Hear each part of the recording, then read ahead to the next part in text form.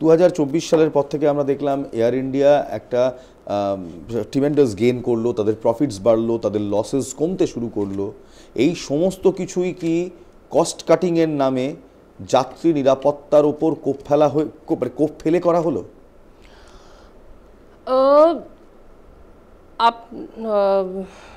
দেখুন, এইটা একদম পারফেক্টলি আনসার করার জন্য সিস্টেমের ভেতরে থাকতে হবে, কিন্তু সিস্টেমের ভেতরে থেকে কেউ আপনাকে এটা আনসার করতে পারবে না।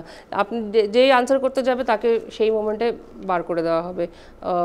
তো এটা কিন্তু ডেফিনেটলি ডিজিসিএ এটা খতিয়ে দেখতে পারে, মানে ডিজিসিএর কাছে সাফিসিয়েন্ট রাইট আছে ও ভেতরে ওদের অডিট করার জন্য, দেখার জন্য যে কতটা গাফিলতি হয়েছে। তো এই নিয়ে এর আগে আপনি কোনোদিন আওয়াজ তুলেছেন কিংবা অন্য কেউ কোনোদিন আওয়াজ তুলেছে?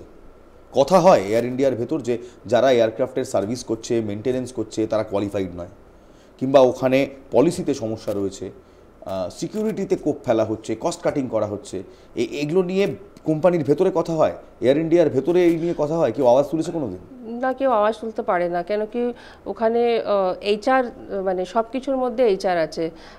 আজ আপনি যেই আওয়াজ তুলবেন আপনাকে এইচআর কালকে বলবেন পারফরমেন্স ভালো না নিয়ে আপনাকে বার করে দেবে। আচ্ছা, এই ক্যাম্বেল উইলসন, যাকে স্কুট এয়ারলাইন্স কিংবা স্কুট এয়ারওয়েজ, সিঙ্গাপুরের একটি ছোট্ট অপারেটর, সেখান থেকে তাকে নিয়ে আসা হলো। কোন কারণে তাকে নিয়ে আসা হলো এবং তিনি আসার পর কি কি চেঞ্জেস হলো? ভালোর জন্য হলো না খারাপের জন্য হলো? ওনাকে কেন নিয়ে আসা হলো সেটা তো আমার মনে হয় টাটা বোর্ডই বলতে পারবে, কেন কি আগে আমরা যেরকম জানতাম যে ইয়ে কী বলে, টার্কিশ এয়ারলাইন্স থেকে, যে টার্কিশ এয়ারলাইন্সের আগের যে সিইও ছিল ওনার আসার কথা ছিল অ্যাজ সিইও, বাট আমি যতদূর জানি যে ওরা ইন্ডিয়ান গভর্নমেন্ট থেকে ক্লিয়ারেন্স পায়নি, কেন এটা একটা সেফটি অ্যান্ড সিকিউরিটি রিস্ক থেকে যায় সবসময়। তো সেই জন্যে ওই ভদ্রলোক আসেননি, ক্যাম্বেল উইলসন এসছেন। এবার ওনার আসার পর থেকে অনেক চেঞ্জেস এসেছে, মানে কোম্পানিটা পুরো ড্রাস্টিক্যালি চেঞ্জ হয়ে গেছে। আর মোটামুটি ভালোর জন্য না খারাপের জন্য? আমি তো কাউকে কখনো ভালোর জন্য কিছু বলতে শুনিনি এখন অবধি। খারাপের জন্য আপনি যদি তাহলে সেটাই ধরে নিতে হবে, বাট আপনি যদি দেখেন যে এক্সপিরিয়েন্স লোকদের বের করে ইনএক্সপিরিয়েন্স লোককে নেওয়া হচ্ছে, মানে আমার মনে হয় ভালোর জন্য না খারাপের জন্য। ডিজিসিএর মানে লাস্ট 2 বছরে, 2.5 বছরে কতগুলো শোকজ নোটিস খেয়েছে এয়ার ইন্ডিয়া, সেটা দেখলেই বোঝা যাবে। কতগুলো খেয়েছে? মাল্টিপল লাস্ট কয়েক বছরে, 2 বছরে, লাস্ট 2-2.5 বছরে, যবে থেকে টাটা টেক ওভার করেছে এয়ার ইন্ডিয়াকে। আর কি কি থাকে, কোন কোন কারণে এই শোকজ? সেফটি ল্যাপসের জন্য, কখনো সেফটি ইকুইপমেন্ট এক্সপায়ার করে গেছে, কখনো রস্টারিং ভুল করেছে, কখনো কখনো আমাদের চিফ অফ ফ্লাইট সেফটি 2বার শোকজ খেয়েছিল, কেন কি সে রিপোর্টিং ঠিক মতন করেনি। রিপোর্টিং করেনি বলতে পারি, যদি একটু আমার দর্শকদের ভাষায় বোঝান।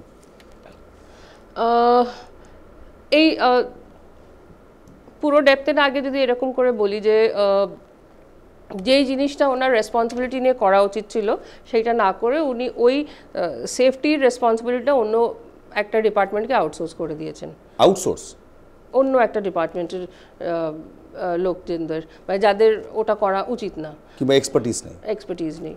কারেক্ট। মানে যাত্রী নিরাপত্তা নিয়ে এয়ার ইন্ডিয়ার ভেতর গত 2.5 বছর ধরে এইসব হচ্ছে।